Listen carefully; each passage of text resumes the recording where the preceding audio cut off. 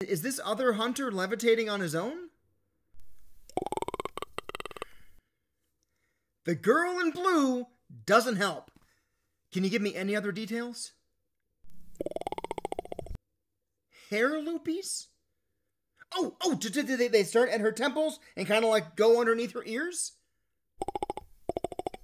Yeah, okay. That's Katara. She's lifting him with his blood. Yeah, it's an ability called bloodbending. But why is she holding him in the air in the first place?